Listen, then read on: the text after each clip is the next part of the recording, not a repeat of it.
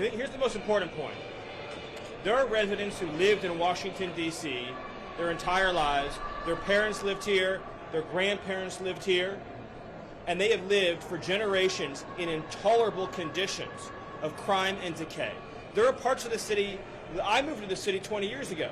There are places where I've seen graffiti that has been untouched for 2 decades. There are homeless encampments that have made it impossible for families to use public parks and public recreation for as long as I've lived here. There are hundreds of residents of this city who are shot in street violence every single year, making it one of the most violent cities on planet Earth. And for too long, 99% of this city has been terrorized by 1% of the city. And the voices that you hear out there, those crazy communists, they have no roots, they have no connections to the city, they have no families they are raising in this city, they have no one that they are sending to school in this city, they have no jobs in this city, they have no connections to this community at all. But they're the ones who've been advocating for the 1%, the criminals, the killers, the rapists, the drug dealers. And I'm glad they're here today.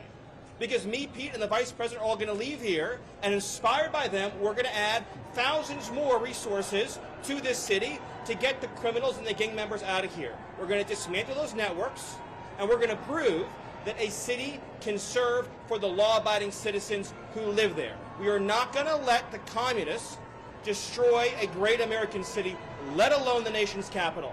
And let's just also address one other thing. All these demonstrators that you've seen out here in recent days, all of these elderly white hippies, they're not part of the city and never have been.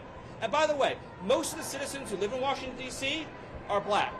This is not a city that has had any safety for its black citizens for generations. And President Trump is the one who is fixing that with the support of the Metropolitan Police Department, the support of the National Guard, and our federal law enforcement officers.